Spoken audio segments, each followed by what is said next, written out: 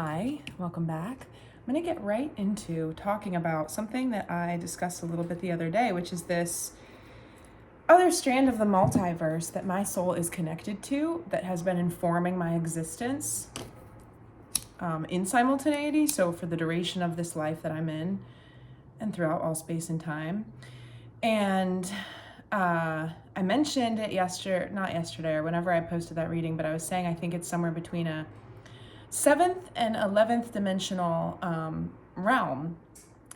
And there's a lot of like really complicating types of almost contradictions that start to arise when I sort through all of this. And I've been processing, filtering, and sorting through all of it for a while. Something I had mentioned before I had these experiences was a different kind of experience where I was what I felt like at the mouth of creation, or at some type of I was in a void, and I was experiencing these shapes, and these shapes were bands of frequency basically, but it was like very quantum in the sense that it was more of like a multiplicity for how these shapes, like how are they even being perceived, because if I say a waveform, you're thinking about a waveform that we are visualizing or visually identifying, whereas a harmonic or like vibration is something that's more felt, and then like cymatics would be that overlap. So there's a lot that I'm still working through with that, but today feels like the day I've been guided to come back talk about this. So there was that experience, and that was a psychedelic induced, like I am having this journey of transcending different layers of my mind and what's going on, and that's where I ended up. And this other thing is different, because this other thing is a place where I've had lots of dreams. Actually, throughout my life, I've had many dreams that have taken place in this world, and it's because I believe that I have an avatar there. So I believe that when I have these dreams, it's not that I actually have a dream, it's that it's a lucid moment in a different kind of body. But because this is such a high vibrational realm, it's not necessarily a physical body. There are certain things there. It's a very organic, natural world. You won't see infrastructure like man-made infrastructure in the 3D realm, but there's still the potential for physical things to exist. It's just that a lot of those physical things are constructed in collaboration with the earth herself. So this is a high vibrational space where the creations of the beings that live there, like the development of this place, which is like, you could call it a natural planet like Earth, but it's not like Earth. And I was trying to get some clarity around, is this even like a physical planet? Like, I was talking with my spiritual guides and counselors around this, and what I learned was just fascinating, because what's been coming through is that it is a physical planet, and if we wanted to think about how big this physical planet is, it's almost the size of like Jupiter, which I think is like 150 times the size of Earth.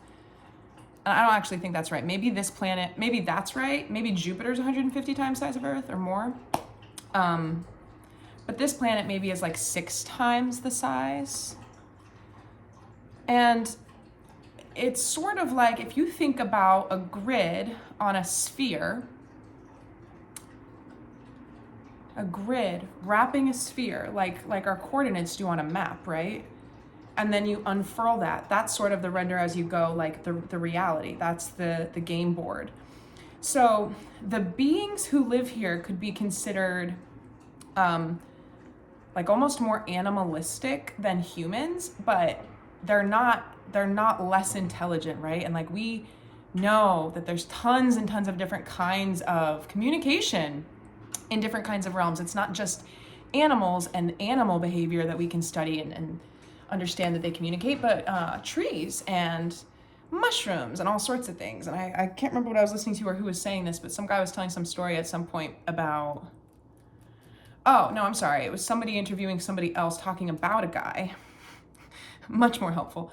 And the guy had done some type of research with elephants for like 20 years. I think he had worked with this one group of elephants, and he died. And the elephants showed up at his house and surrounded it. And his wife, you know, how did the elephants know that he had passed away? And like, that's not even the craziest part, because then for the next few years, all of the elephants came on the anniversary of his death and surrounded that home. Like, that's incredible. That's so moving. If that doesn't give you goosebumps, then I don't know what's going on with you. So many goosebumps from my elephant story.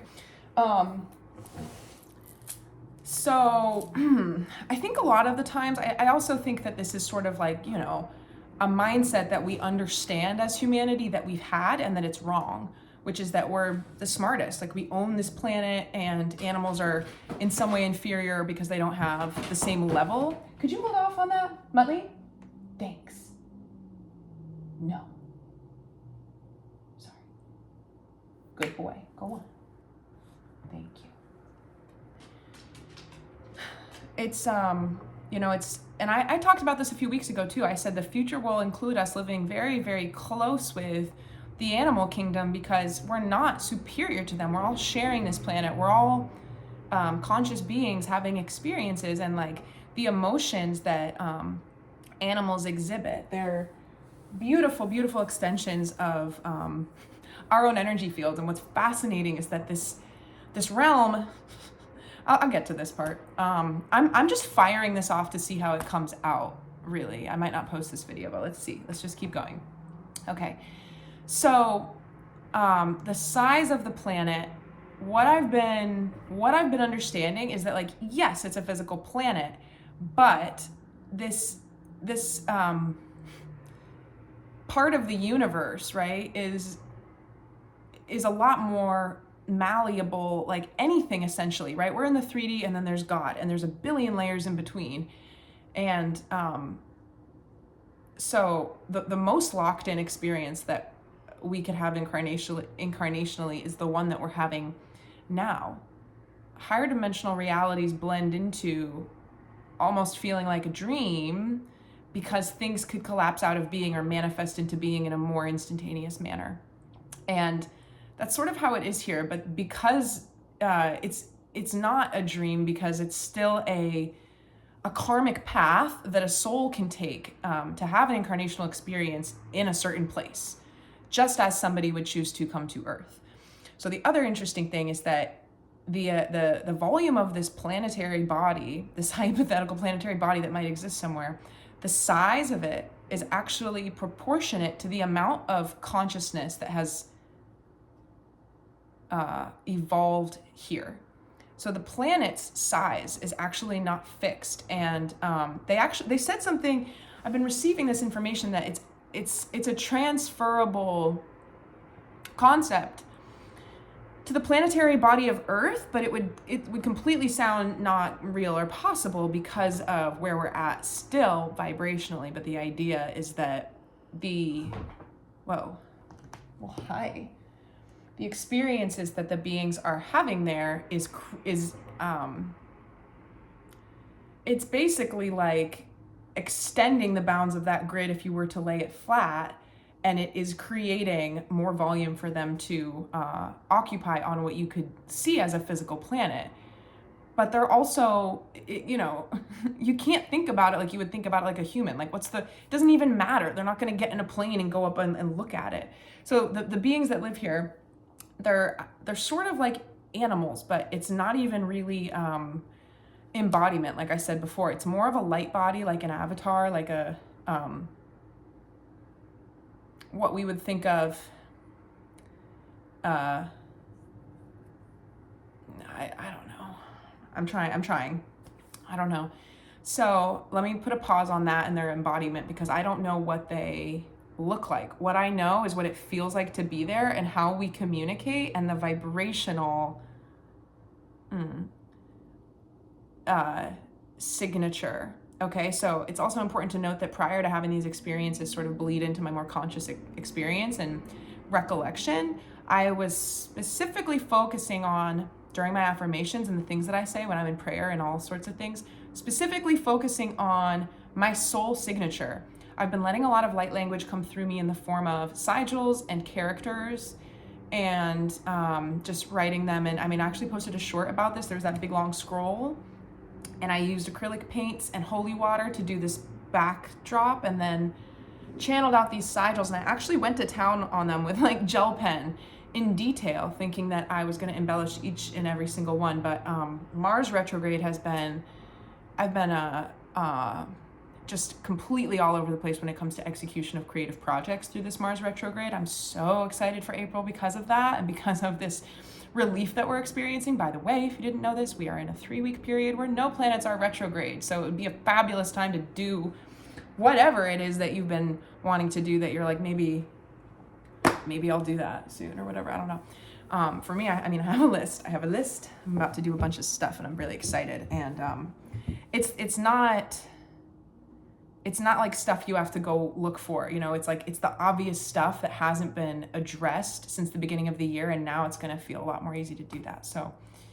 I lost my train of thought. My guides are like, just keep going. They keep erasing my mental dashboards when I'm channeling, which is great, because it means that I'm not meant to be trying to keep up with my open loops. I'm just meant to ramble and get this out and see who it lands with, and then also how I can the experience of having to start to translate this stuff is just going to be helpful for me. So yeah, soul signature. We all have our own soul signature, and this is, I think, how starseeds can resonate with people who are similar to them, because it's going to be some kind of ineffable quality that 2 people share, or multiple people share, a whole group of people might share. And think about, if you're familiar with light language that's transmitted verbally, there are different tones, intonations, types of enunciating that will differentiate the kind of light language that will come through from Pleiadians versus Arcturians versus Lyrans versus whatever else. And so this, for me, I was saying the other day, it was like, I haven't really thought about certain parts of how I think and who I am and how I feel as being part of my star seed, like part of anything other than my humanness and who I am as Mariah. But because this other realm is very much like a natural nature animal kingdom, very untouched by what I would consider just like the stain of the earth, is the human impact. I mean, yes, we've done a few good things here, but for a very long time, we've been incredibly damaging to the body of earth. You know, it's not really up for conversation anymore.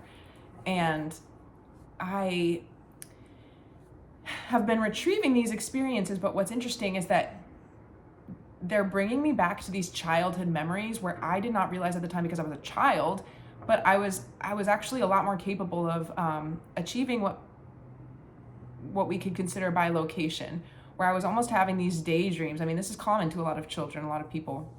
And I didn't know that it was because I was sort of straddling these higher dimensional bandwidths of frequency. So I love that you're here. Thanks for supporting me. You're so sweet and beautiful. I want to talk about the telepathy and the communication, because how they communicate, it's really cool. There's no need for verbal communication. There's no need for really even language. In fact, the very essence of a being in this place is almost like a fluttering pulse that just emanates. Like you simply can't exist. And this is cool because it helps me understand why I'm so into my twisty modality and like a time-based twisting thing. That has been part of my work and my practice, and what I'm trying to sort of squeeze out of every experience and understand more for a long time. So it's like you can't just exist in a vacuum without having this trail of resonance come off of you.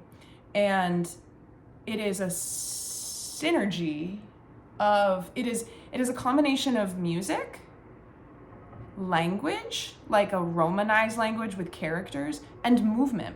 So just by existing in this place, like think of, you know those iridescent cuttlefish? It's incredibly specific, but they're like this big or so, and they have those like waffly edges, and they sort of just like go through I remember I was in the Virgin Islands on my first ever tropical vacation. I was probably like 7 years old, and I was snorkeling, and I saw one of those underwater, and I had never seen iridescent colors on a living animal before. And it blew my mind. And that's actually a good example of one of these times where my soul was having a very strong reaction to something because there was a familiarity or a kinship or something that defied what I had come to understand from being alive so far in this world. And so these childhood memories that have been sort of like coming back in, like things I would never think of, things I've never thought of since they happened, really, that I knew at the time I had really strong emotions about, or I just had a really strong reaction, but it wouldn't really make sense as to why. I mean, I guess you could sort of rationalize how cool it would be to see a rainbow fish when you're 7. It was cool. But I thought about it for weeks. I think I drew it, just trying to remember its essence and like be able to connect with it somehow. But the reason why I bring that fish up is because the fluttering sides and like that pattern too, right? Like in like curly kale or like leaves and like the cuttlefish, that's that oscillating waveform again. So they sort of just ripple through reality, and the combination of the bands of frequency, which you could think of as sounds or music, combined with these different characters of expression, it just radiates out. And so there's no need for formal communication, because it's sort of just like, that's what living in your truth means. But if you view them as animals aren't going around talking, right? They already live in this sort of tethered telepathic thing. Or maybe it's not telepathic because of the consciousness, right? But the higher consciousness of just animism, the fact that the natural world, the animal kingdom, there is an intelligence that runs throughout all of it. Ants don't have to have a big brain to be wired to have a pheromonal trail that connects one ant to the next ant, so that suddenly there's a fucking billion ants over there because I left out one plate. And it's about the whole system, the whole system just exists in perfection. And by that I mean they're beings who are living in their truth. They're just rippling out these codes, and that does communicate. Being to being, they are communicating, not in the way that we're accustomed to. And sometimes in like certain thought experiments, right, when we think about like all of these different things that we prioritize on earth as humans from our egos and like the things that we've learned to place value on, once you go up high enough, it's like, well, what would even be the point? Like what is the point of existing if not this and that? And it's like there's a beautiful momentum in this reality that I'm referencing of growth and evolution and development. And it's sort of like, for example, I could connect this to where we're at in humanity now, because once we break through what people are calling this, there's going to be a massive celestial event. I believe it's going to happen at the end of 2026. The jury's very much out. Nobody knows when that is going to take place, because it's a God-aligned event that will be the result of, I think, I don't know, what is it, like 8% or 0.8% or like 32%? I don't even know. We're just basically arriving, and it's not even that exact, so don't go Googling, you know what I mean? It's not like that. It's just that beyond anybody's control, what's happening in the world right now, and the universe and the cosmos on every dimensional level is sort of facilitating this cosmic experience that we're gonna have. And after this happens, Earth will start to resemble other civilizations, groups of beings that have been going through warp speeds of evolution and growth without hindrance. And we have been going through cycles, right? And it's not like, the systems and the situations on Earth were always supposed to happen like this too. Like, this isn't wrong.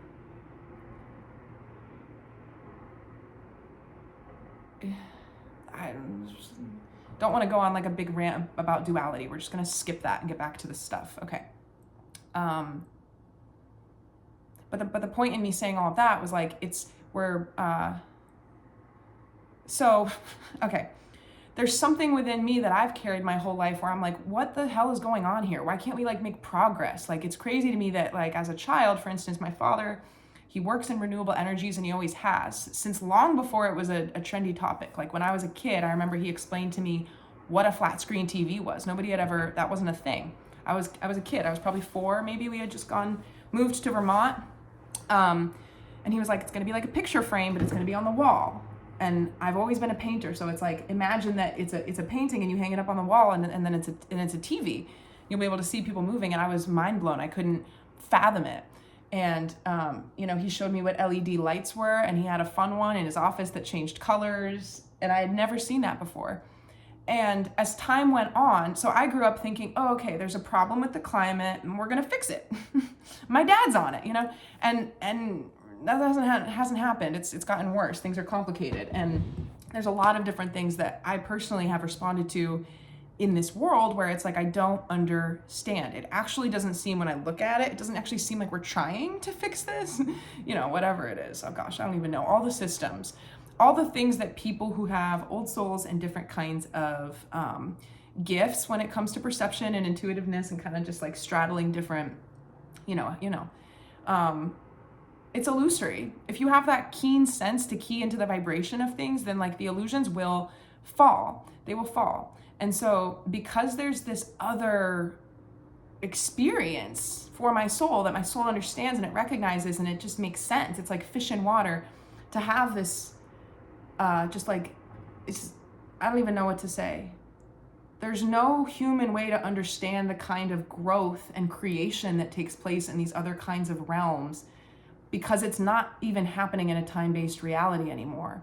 The way that we're experiencing a time-based reality here is, it's so paradoxical that it breaks my brain, because it's supposed to make us think that we're going somewhere, and yet it's the thing that keeps us not going anywhere. That's very interesting.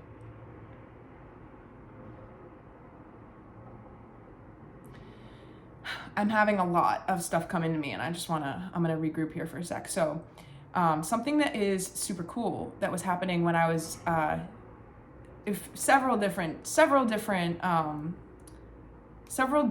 times for me during the month of March have sort of knitted together this greater, bigger understanding. One of those times in particular was really important for the light language that I bring through with my hands. And there was a time, I've been doing this kind of light language with my hands for a long time, but it's directly related to this reality. And it has to do with tracing the patterns of energy. And it's not even like it's something, so when I sink into this space, I have a space of calm, a space of centeredness, and a space of feeling into what needs to happen. That's where it's intuitive. It's like I never need to think about how I'm gonna move my hands. It just needs to happen. And I feel it in the central column of my chakras.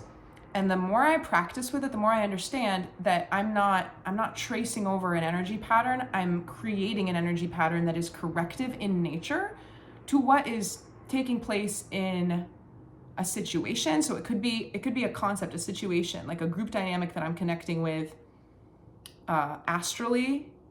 It could be a being right in front of me, like my cat or dog or a person.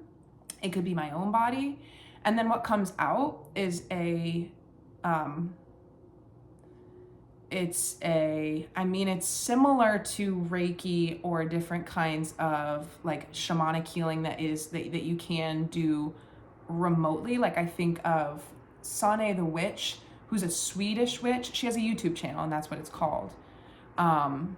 But like Reiki, there's so many different, and this is what I was saying a few months ago, and that I know a lot of workers are talking about, where it's like there's just so many different kinds of modalities of healing and stuff that will just start happening, where it's like I don't know what it is, but it's something that I'm doing. It's something that I can do. And I've been doing this a lot. I'm going to be offering different kinds of, and I know I'm like, but when I was with the plant medicine, really in this like immersive experience of what the translation in my physical body here as Mariah, what that means for what, hang on. because I was very much in it, I was very much lucidly conscious in this realm, kind of getting my bearings, feeling what it was like beyond words and beyond human embodiment, to be at that crux of music, language, and movement. And the result of remembering that, and that that's a thing, and that there are these like singing creatures, like I don't even know, they're just like fluttering around, emanating their vibe. I mean, I could say a lot more about it, because the more that I exist, literally every passing moment, there's different things that keep, like, it's like I see the tectonic plates, like there's just like slow moving continents that probably have been moving for, you know, my whole existence. And now they're like, I'm like, oh, these things touch, these things connect. And so it's like, there isn't a way to translate it, because it doesn't fit in what we have here. It doesn't fit in words. It doesn't fit in the categories. But if I were to connect with that energy and translate that kind of combination, this is how it would come out in patterns that I can translate through my hands. And those patterns are the result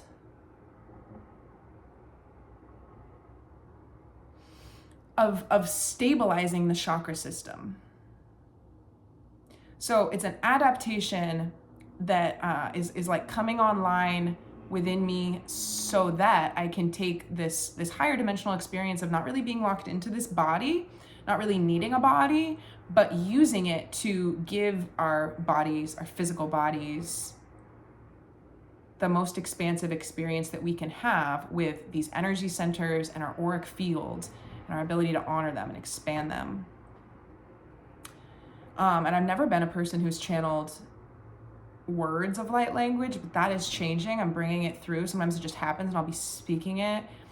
And I don't want to do one right now, but I will just do healings, probably shorts. I think that would make sense. And I think that would be the proper duration, like a 60-second video of just kind of threading through the energy. And there are certain times where I know,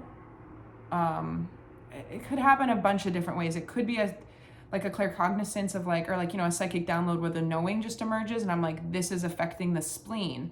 Or it could be because I am physically needing to adjust my body. So there's certain things that I would be narrating where it's like, it just sounds confusing. So never mind. I'm not gonna stop explaining it, and we'll just see what happens when I get to that point. But yeah, it's been a very, very cool illumination. It's been incredible to think about. And so one of the coolest things for me when it comes to different levels of awakening and different realizations is that it's never something new. The truest resonant realizations for me always feel like an old friend, like very familiar. And this realm, this land, it puts me into like this giddy, happy, it's so high vibrational. It's not something we have here. And I'm like, I think this is the energy that I was trying to be in. It was like I was trying to escape to this place a lot of the time as a kid.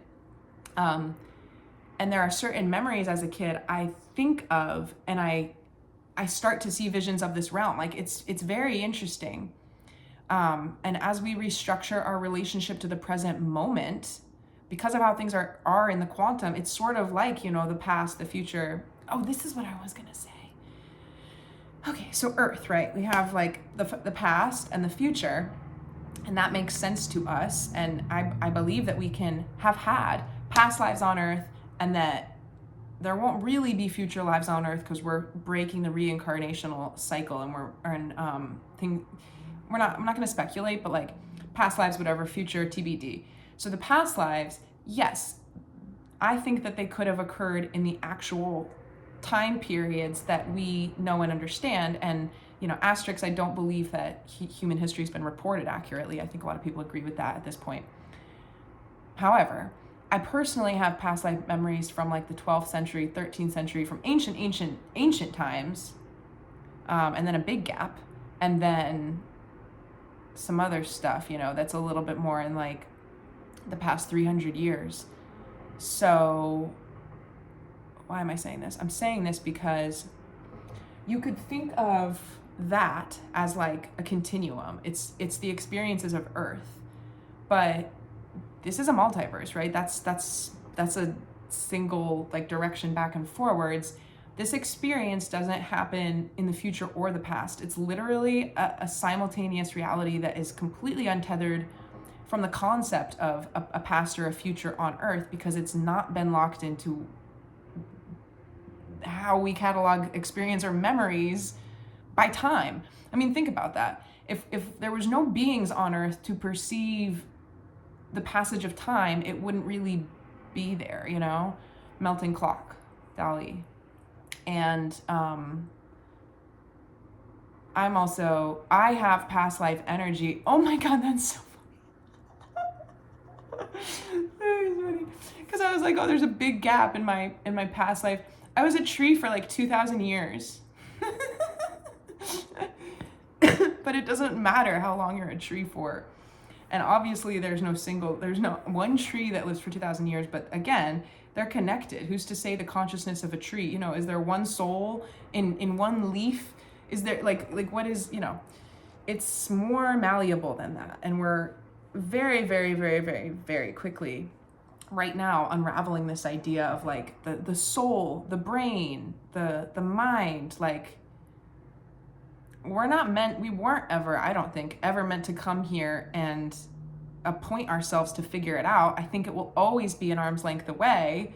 And the rules, right, and the structure of world, the nature of reality, it's meant to be riddled through via experience with the individual lens and the experiences that you have with it. It's a dance. We're allowed to just appoint ourselves as you know, like the discoverers or the investigators of what you have access to, which is the same as everybody else. And I don't mean anything of earthly possession or stature or anything. I just mean like you are in a body and you can hear things and you can open up your eyes and you can speak and you have thoughts. That's it. That's like the equal baseline experience that we share in. And from that position, nobody's going to repeat the same set of experiences. And so going back to that thing where I was like, I'm going to jump off this ship about duality. I don't want to talk about this. It's the idea that every life, even like, this is where it gets dicey with topics around abortion and whatnot, because like my belief is that there's a function. If a baby is born and it lives for a year and then it's unwell and it dies or some horrible tragedy happens, that has radically altered the lives of the parents, of the, you know, there's a function for every life and every impact that every life has, no matter the duration and no matter the quality, because we're all connected. And going back to that idea of like, you know, who's really who in a tree, like identity and soul, and like where does the consciousness live? If we zoom out far enough, we are just cells in a large organism, and that organism is Earth. And we know that because we're not made of the things that we've brought here, you know, like we've engineered all different kinds of fancy plastics and, oh God, I don't even know what we've done, but yes, I do, right? We're all paying for it karmically, what we've done on Earth. Our bodies are of the mineral realm, the natural realm, these compounds, right? These building blocks, carbon-based DNA to crystalline DNA. The Earth is also ascending her structures. So not only are humans ascending, consciousness is ascending, the mineral realm is ascending, the animal realm is ascending, the divine intelligence that lives within the plant life is ascending. And that ties into like the elementals, the forces of wind, how they shape clouds, like all of these patterns are returning to what we call the Christed templates of perfection, or the divine blueprint, which is what would naturally take place if there hadn't been so much interference preventing that from taking shape. And so it's a funny time because a lot of us what do you call it? What do you call it? I think there is a name for it. It's not Stockholm syndrome, but it's the thing where if there's a captive hostage and you remove the barrier, they won't leave because they're used to being enclosed or something.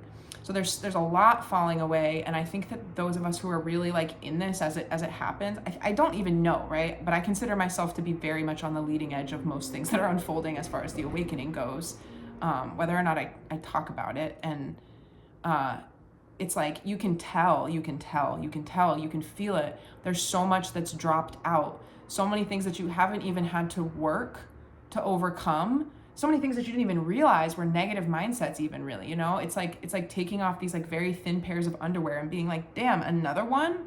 I have like all these layers. Like I didn't even notice, you know, and they're like cellophane thin. So it's like, okay, yeah, I was carrying these things, or I was coating myself with this protective layer or this thing or this, there was like maybe some stipulation around just any form of self-imposed limitation that the mind has created.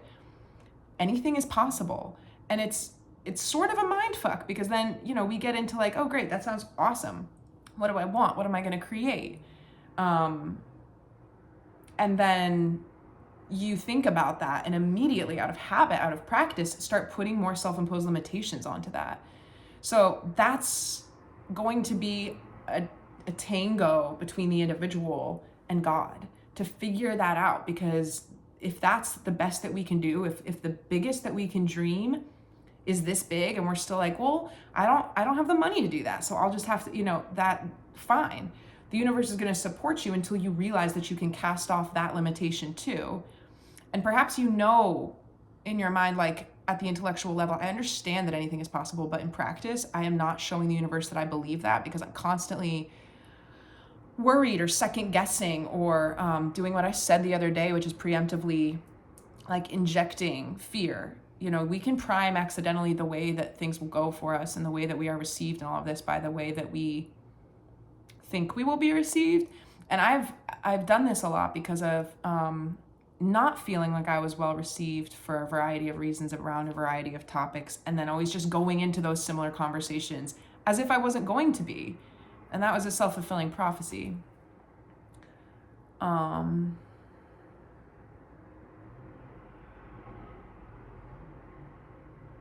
think that's it for today. That was interesting because, yeah, I just kind of said all that, and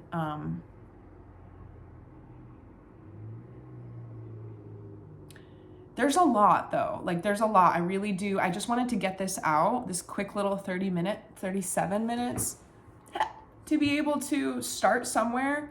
But I would love to get into, well, let me show you this, because it's a book that people might be familiar with.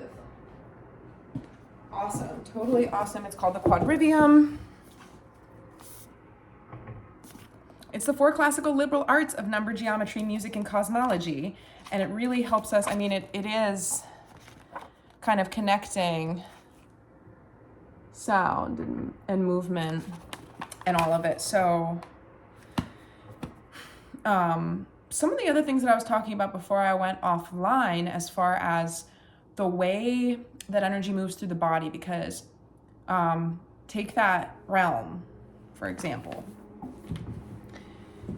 It is perceptible. I believe that a human as well, right, is just rippling energy off of them in every single second. You can't not be emanating something, which is why, you know, if you're empathic and sort of in a more fifth dimensional or higher consciousness, you know that your truth is on display.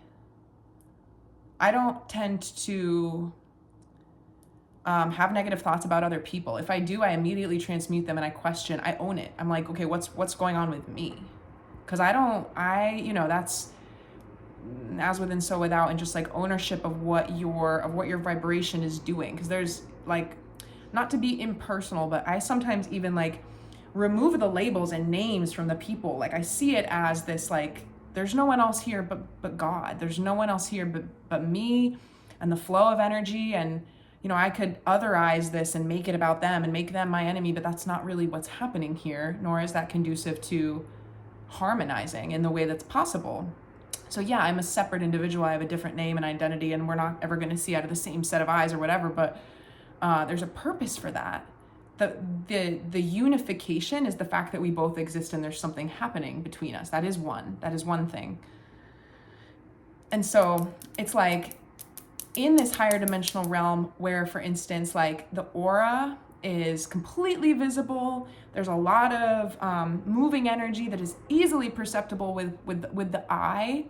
That's not where we're at right now. As Earth continues to ascend, we're going to be blessed with phenomena that people have never seen before. I mean, this has already been happening for the last 2 years, different kinds of strange things happening in the sky, but also just like with light rays, the potency of different kinds of light rays, the colors that come through during rainbows, all different kinds of things. I've even had to kind of figure out what is visible to other people and what I can see, because I can see a lot and I don't think it is visible to everybody, and have noticed that. So we're all just sort of like existing with what is the consensus reality, but there are these and I will also say this, like, I'm not an individual who sees spirits or angels physically.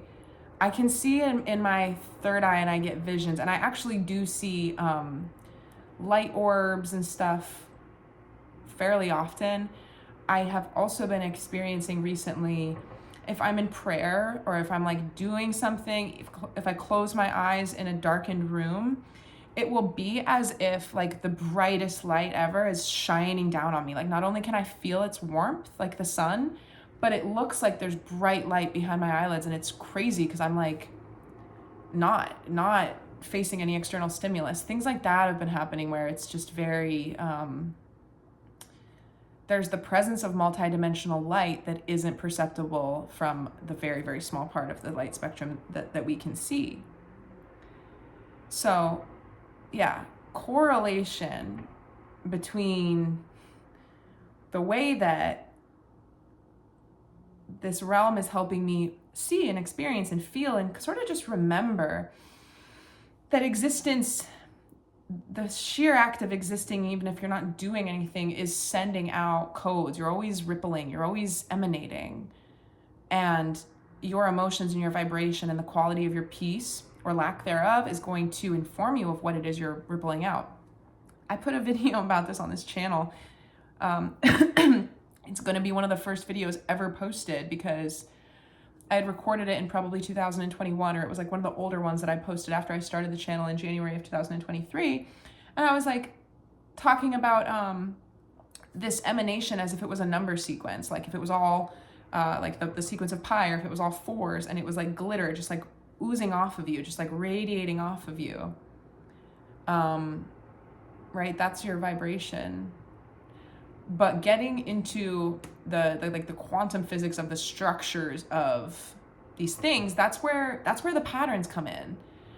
So that's, I've just been spending a lot of my time in that. I'm gonna get one card. I'm gonna get one card from the Keepers of the Light, and this is also a deck that I have some cards out from on loan, doing some blessed tasks for me. So send me an email if any of this rings a bell and you're like, I think I'm from that strange land too. And I said this the other day, but it's like, I think that what we come to realize is like, I see a double-edged sword a lot of the times with like identifying these things so concretely, and that's what the human mind always wants to do. We're like, oh, I've figured out the new age. I know exactly what it is. Here's what it is. It's not going to happen. And, there are always people too who are like, the new age is a cult, spiritual, like it's just jacked up capitalism getting people to focus on abundance and manifestation. And yet those people are, it's a vapid life of trying to get a villa in Bali or whatever. And it's like, yes, there's light and dark within absolutely everything, even spirituality and in the awakening. Like, I think that everybody knows that, but all of that's meant to be. It serves its function. If you choose, and I'm guilty of this at many points in time, this is how we figure things out. But if you choose to sit in a space and be holier than thou and use up all your energy and your time being a person who is constantly and only just focusing on what's wrong with how other people do things or how things are going, like, that is you radiating and mirroring like all of the wrongness. And I'm not saying that that isn't some people's path. Like there are people who are, I don't even know, advocates, fighters, activists, excuse me, I don't know what I said. Activists, people who are called to fight the good fight from marginalized groups of various kinds, and I support that. I'll never be able to understand certain people's journeys or needs from within, this need from within to partake in the world that way. But that's their calling, and that's to be respected and accepted and supported. I think that, again, with the double-edged sword, it can go both ways. On the other hand, when there are people who are just saying like, it's just a scam, there's people just trying to sell you their retreats and their tiger's eye and whatever. And it's like, if you have fully awakened beings on this planet who are not living as multimillionaires, they're not famous, they're perfectly whole, but that they've transcended that type of ego gratification. You have a big slew of people who think that they're at a certain point spiritually, but they're not. And so what they're modeling for the public right now is the confusion of like these different layers of just basically not transcending anything vibrationally and repackaging the experience as if it's still that ego gratification of like, I don't, it doesn't fully exist without casting off those self-imposed limiting beliefs. But that's important because there's a lot of people right in that space. And we all sort of help each other into and out of certain spaces mentally and emotionally and spiritually as we're growing. So, it's just like a live and let live. But I saw something the other day and it was just very extremely critical, and it failed to, I always play devil's advocate. The reason why I talk the way I talk and interrupt myself is because I'm constantly just going back and forth to every point, of consideration in attempts to land in an equitable space. And I don't think that, I do not believe, I think that,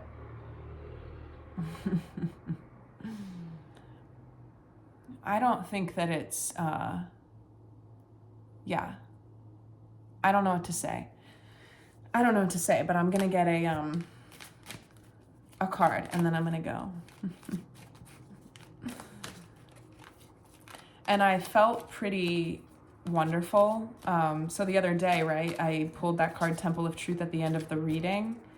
And then I was immediately faced with a situation where I had to speak a bunch of truth in a way that I was like, this is a little risky, but I do feel extremely moved to kind of go out on a limb here and say all this. And I did it, and it has paid dividends already. And I did this on behalf of a few different people, something that I don't like to get involved where I'm not needed to be involved, but, so the heart chakra and the throat chakra are sort of working in tandem as we move through this new energy that we're acclimating to post Libra full moon over the weekend. And, there's already going to be, I was just kind of like immediately there was an example from my reading that I needed to sort of like rise to the challenge of. And I just liked that because everything, I said this the other day, but like the synchronicities in my life, like I'm sort of just like cackling like a little silly fool. Like, I don't even know most of the time. I was saying this to my mom the other day. I'm like, I've managed to become so that instead of like, oh, I need to return to that mindful place, I live in that mindful place. And I just sort of tap into now like the earthly affairs. And that's the victory for me as of late, is that I never have to re-anchor into anything. I live there. There's a modem on the wall right there, and it's got like green lights on the top like they do.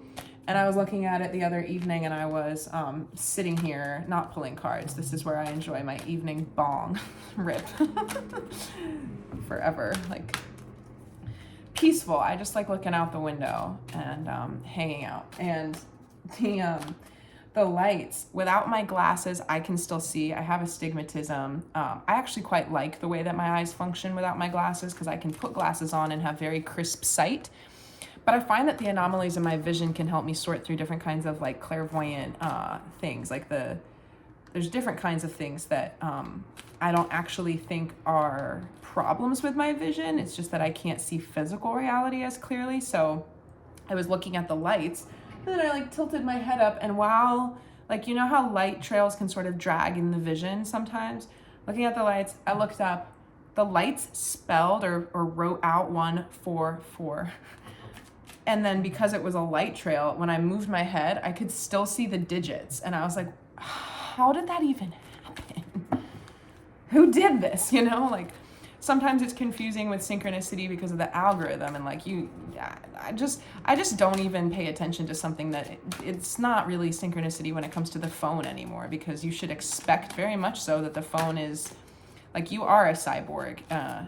If you're still saying, oh my God, it's crazy, I talked about this and then I saw an ad for it, like, we are way past that. There's something, I mean, there are theories out there on the internet, right? Like 5G. There's proof out there that says that we are really more so, without knowing it, living in a space where the technology is so advanced that it is reading your mind. It's reading your mind. And again, right, there's so much potential to go in this fearful space. I was saying, like, I live in a place where I don't worry about what's going on inside of me, because I've worked so hard through so many different levels of initiation to purify all of these negative impulses, all of these dark things that might arise within me, to release them. Like, that's your job. It does not matter, and people might not like this, it does not matter what has happened to you. I know that certain people have a very hard time forgiving for certain things. Like, I do understand that. And honestly, that's a choice. A person could choose to not forgive or not see it as being possible. Why am I talking about this? This is so crazy. I've never felt this way channeling. My mind is all over the place and I keep seeing shit, so I'm sorry if this doesn't make any sense. Katumi, Cloak of Wisdom. You already know the answer you seek. Trust what you know.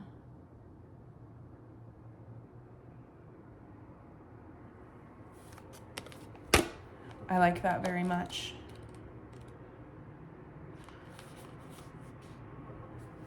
Katumi is an ascended master who appears as a well-dressed Indian man with a golden aura.